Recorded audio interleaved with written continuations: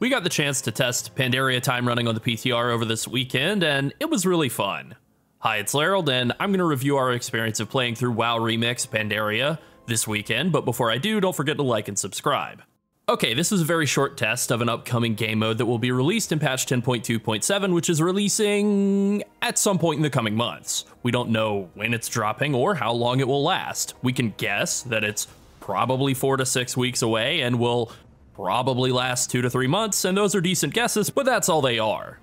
So let's start with the burning question. Is it called WoW Remix or Timerunning Pandaria? It seems like the answer is both. They've given one event 2 different names. In terms of what it actually is, this is a temporary retail WoW game mode that it's inspired by classic WoW Season of Discovery and seasonal ARPGs like Diablo. Season of Discovery has been phenomenally successful for WoW, and Diablo also exists, so it makes sense that they would try to copy some of the best parts of both of those and try them out in WoW. This is a Pandaria-locked leveling event. It is a remixed version of WoW as it exists now. It is not MoP Classic. I can't stress that enough. This is not MoP Classic. When you make a new WoW character during the event, you get the choice to make it into a time runner, and it will be locked to the time running event until that ends. Once that ends, the character isn't lost, it's transferred over to live realms with the levels and the gear it acquired while time running. The main selling point here is that this is a fast leveling experience with lots of fun twists on skills and powers, and I think it's mostly successful on that front.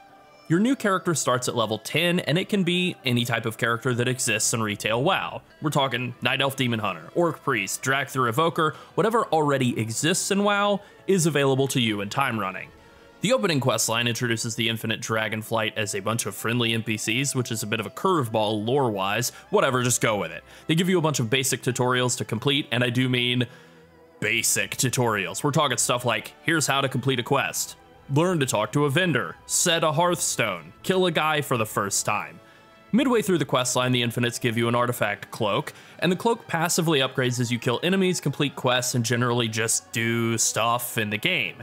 It gains more stats and increases the amount of experience you gain from all sources. That buff also transfers over to all other characters on your account, so your alts will level much faster than the first character that you leveled. Once you've finished the opening questline and gotten your cloak, you get launched out into the Jade Forest starting questline, and you just start playing the game. You start out with full 36 slot bags and the ability to drag and ride from the very beginning, and that's really cool. After the first couple of minutes, it felt extremely natural, like I didn't question it for a second. Of course I should be level 10 and flying around with gigantic bags. Yes, this is exactly how it should be by default, 100%. You're able to run Pandaria dungeons and Pandaria scenarios right from the beginning, as well as doing quests. Once you hit level 25, you can run Mogashan Vault's LFR, and that was surprisingly easy.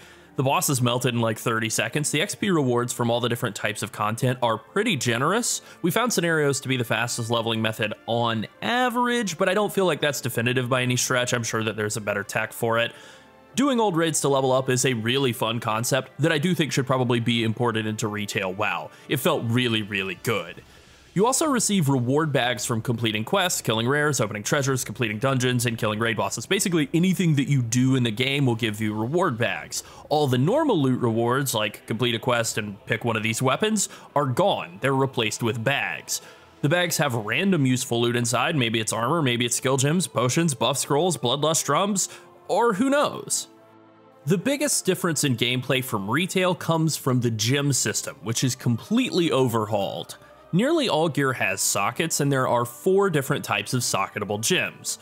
Prismatic gems are the normal boring stat gems. Tinker gems give you passive bonuses. They can be damage procs, healing procs, defensive procs, stat bonuses, you name it, they've got it. There are tons and tons of Tinker gems. There are really too many to count or keep track of, and I think that with a lot of this game mode feeling like a stripped down, simpler version of the game that's kind of here to tutorialize a lot of WoW content and introduce new or returning players to retail WoW, the Tinker Gems kind of stick out. They actually stick out a lot. They're cool and they're complex, and that's a good thing, but there is a book's worth of tooltips to read, and I definitely think that this will feel like an overload for a lot of players.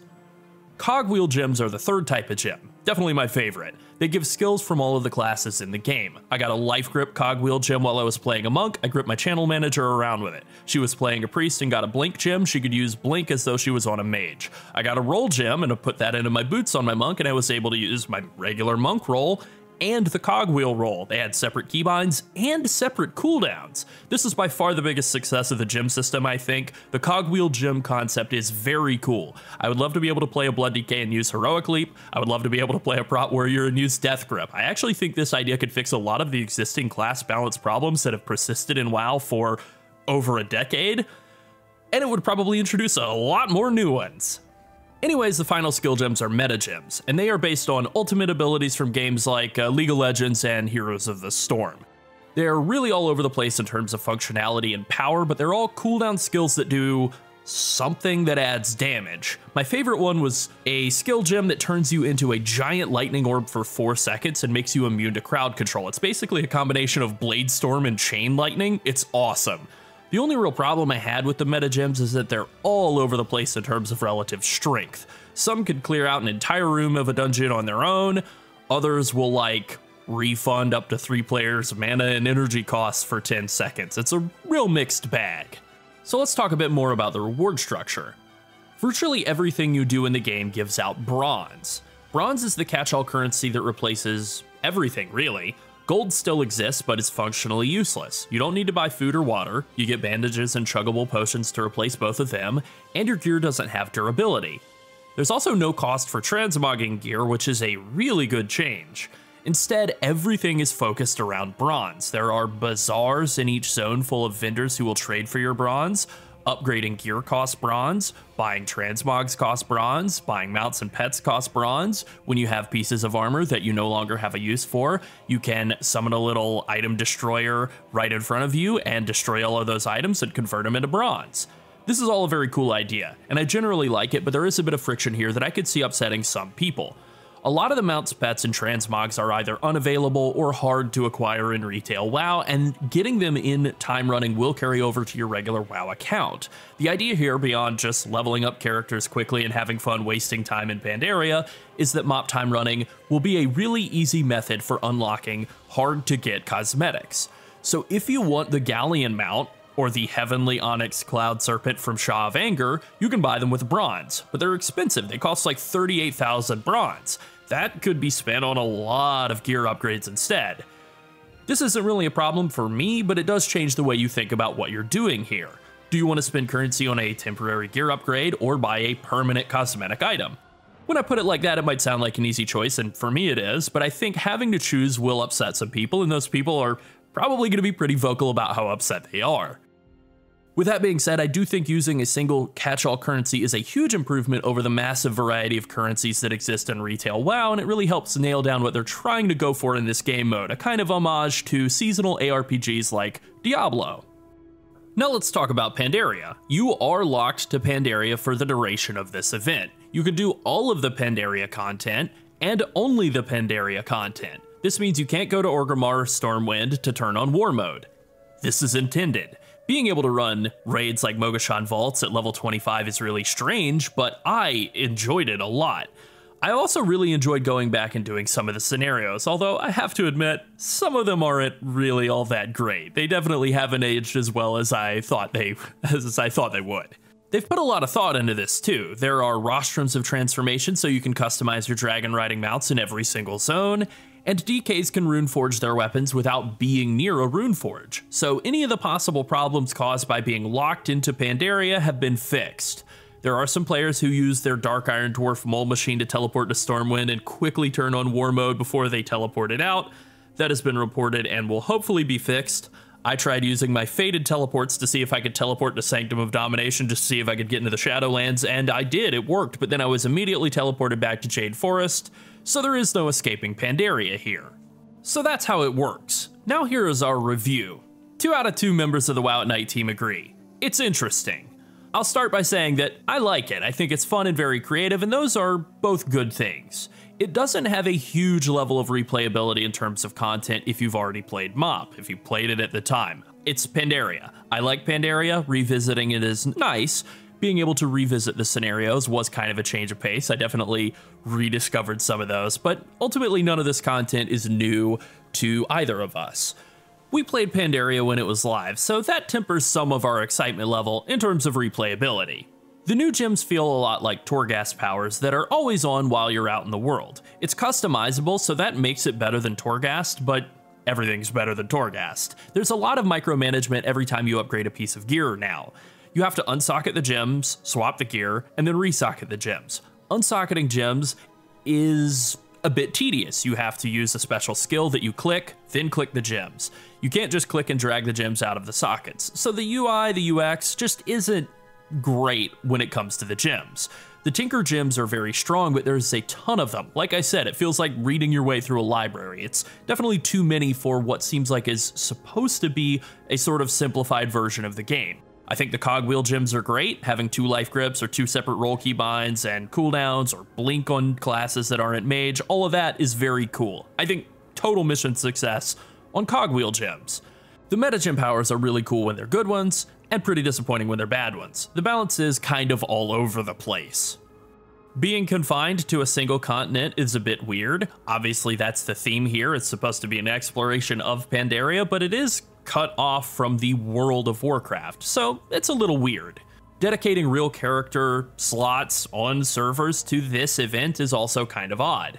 It makes sense because the characters transfer over to real servers after the event ends. I guess it makes sense, it's something that I think people might have a problem with, having to actually devote whole character slots to this. Also, having to make a new character is a bit strange. Some people, like my channel manager, want the cosmetic rewards from this event, but they don't actually care about leveling another character. They don't have a value in having another level 70 priest. And actually me too, this applies to me. I don't need another level 70 tank. I've leveled basically all the classes, almost all the classes to level 70, so I don't really feel like I need another character here either. You make a character for this event on a retail server, you can join your guild and talk in guild with people who are playing regular WoW, and the only difference between you and them is that you have a little hourglass icon next to your name to indicate you're on a Time Runner character. So this is my channel manager's idea. Why not let regular characters opt into this content? They have the zone sync technology that allows you to temporarily de-level a character to quest together with a low-level character in zones that you've already completed. They use that de-leveling tech in time-walking dungeons too. You could reward level 70 characters who are scaling down to do this event with a bit of extra bronze instead of extra levels. Then people who want the rewards but don't really care about leveling another alt would feel like they're getting what they want out of this event instead of being forced to do a chore in order to get a treat. Armor is also a little bit weird in this event. A lot of the armor pieces have no primary or secondary stats, they'll just have like leech and sockets. That's strange. We never saw rings, necks, or trinkets at any point, and I also thought that was kind of weird. You know, we're not naked, but like, we do feel kind of under-equipped. Cogwheel and meta gems arguably replace trinkets and are definitely a lot cooler than most low-level trinkets, but it is weird to just have empty gear slots. You're not able to use heirlooms, which makes perfect sense, but it is off-putting. And that kind of leads me into the next point here. The leveling speed increase is a bit deceptive. This is definitely a faster leveling experience than you would have if you're a new player leveling through Pandaria with no heirlooms and very little experience with the game. Also, the ability to fly from the very beginning and have 36 slot bags by default is a really nice quality of life increase, even over super fast, zoomier leveling that you do in retail WoW. But for an experienced player with heirlooms and a fast leveling path on retail WoW, our experience playing a single character in Time Running was not faster than just doing it the normal way. In fact, it wasn't close. Considering a huge part of the sales pitch for this event is accelerated leveling, I found this disappointing. It was more convenient, I think it was probably more fun than the zoomy leveling route, but it wasn't faster. I do think alts will level faster, so that's good, but I would expect this to at least be competitive with high-end speed leveling strats, since that is the #1 thing they advertised about it. Alright, here's one just totally good thing with no qualifications at all. The buff scrolls. They're awesome. All of the different class buffs can be replaced with a buff scroll in this game mode, and that feels great. Having them be random drops throughout Time Running makes sense because there is no auction house or professions, but this is something they should bring over to the War Within. It would give Inscription something useful to craft again. Ultimately, we are going to play this game mode when it goes live. I'm really excited about it. I think we both agreed that we at least want to play it until we get all the cosmetic rewards we want. There are a ton of achievements, a ton of transmogs, mounts, pets, and titles that I really want, so I am planning to spend a lot of time in this game mode. I also do like Pandaria. Nostalgia doesn't really work on me that well, but Pandaria is maybe the one exception. I do feel kind of nostalgic for that place, so it'll be nice to go back and revisit. In conclusion, this is a really creative spin on late expansion leveling bonuses. I think the leveling speed is a good bit short of the mark, at least initially, and the sheer volume of skill gems is probably a lot higher than it should be, just kind of confusing for a lot of players, but I really appreciate that the WoW team is trying something that is outside of the box. We're both positive on this. They're doing something creative, and that is great. This isn't just an extra questline or a temporary event, it's a full-fledged game mode. I really hope this experiment goes well for them and that the feedback is positive. I think the idea of doing this as a 3-month game mode for WoW, an abbreviated WoW expansion remix, this is a really cool idea, and I would love for them to take this basic concept and push it even further in the future. Also, doing the first test of this with Mop was just a very smart crowd-pleasing move. Alright, that's it. I can't wait for this to launch in another some number of weeks. Who knows? Thanks for watching. Bye.